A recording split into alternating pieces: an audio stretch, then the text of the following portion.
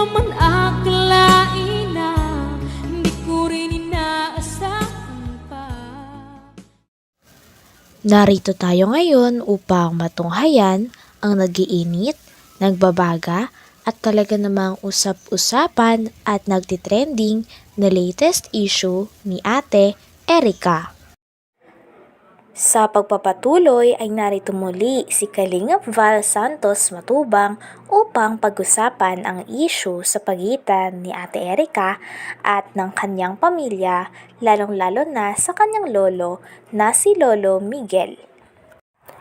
Dito nga'y sinabi ni Kalingap Val na handang-handa daw siya na tumulong kay Ate Gina na mama ni Ate Erica na mag-file ng kaso sa mga kalingap na sinasabing hindi pala nagbabayad kay Ate Erica.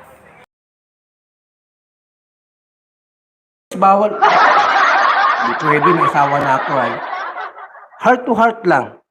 Lahat ng problema mo, Ate Gina, sabihin mo sa akin. Sabihin mo, mga hinaing mo. At akong bahalang mag-file ng kaso doon sa mga vlogger na sinaktan kayo. Ha? Lubos na nakahahabag talaga itong si Aling Gina. Naway malampasan niya ang matinding pagsubok na ito sa kanyang buhay. Para sa karagdagang detalye at paglilinaw ng iba pang aligasyon ay pakinggan at panoorin sa live program ni Kuya Val Santos Matubang. Magandang gabi mga kalingap. Ayan po ha, mga kaibigan. Ito po, hindi po ito pangkaraniwang problema. Sapagkat, saan ka makakita mga kaibigan? Saan ka makakita na isang vlogger, binablog yung anak mo, ni singkong duling, walang binibigay? Hindi pwede yan ganon. Ha? Hindi pwede po. Dapat mayroong bubo pa konsuelo. Pakonsuelo di bubo pala. Ha? Kahit mo lamang 100, 200, bakit po walang binibigay? Anong isi? Alam niyo po mga kalingap, talagang nung nalaman ko itong problemang ito kay Nanay Gina, hindi ako nakatulog kanina. Sa galit. Sa galit po.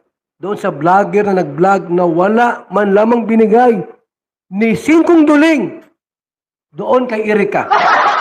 Ito po.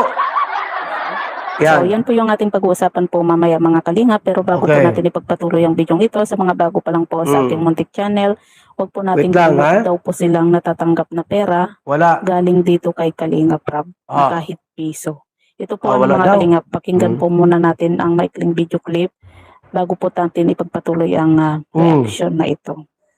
Wala po kami nahawakan ng pera dyan kay Rob. Wala ah. Iso, Wala daw pong natanggap na pera mula kay Kalinga Prab itong si Erica. Sabi po ni Dagdag pa ni Kalingap Val ay papalista niya nga kay Ate Gina ang mga vlogger na talagang mang vlog pala kay Ate Erica dati at gusto niyang malaman kung sino-sino ito at titignan niya kung totoo ang nangyari. Talagang ang suporta nga ni Kalingap Val ay na kay Ate Gina rin.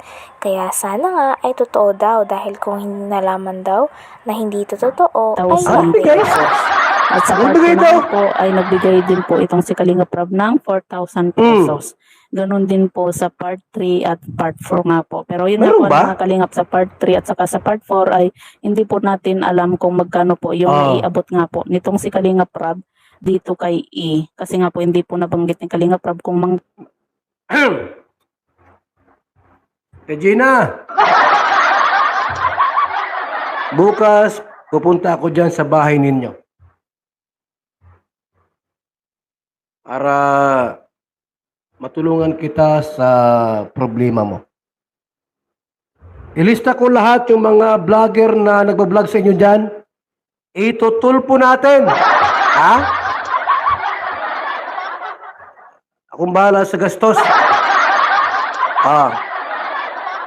Lahat ng reklamo mo, sabihin mo sa akin bukas.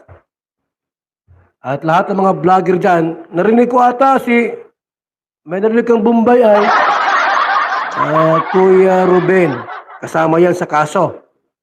Sino pa? Dr. Lab, kasama. Ha? Bukas, sabihin mo sa akin lahat, huwag ka mag-alinlangan. Bahala ako dyan. Kakasuhan natin sila. Ha? Astilan, wala silang tinulong sa anak mo.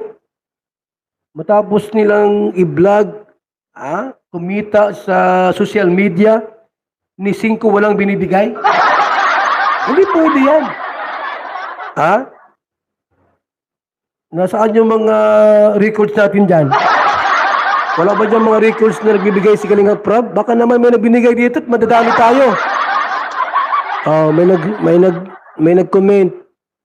Kuya Bal, nagbigay si Kalinga Prab bawat vlog. Meron palang binibigay. Paano ito? Baka tayo matalo sa kaso.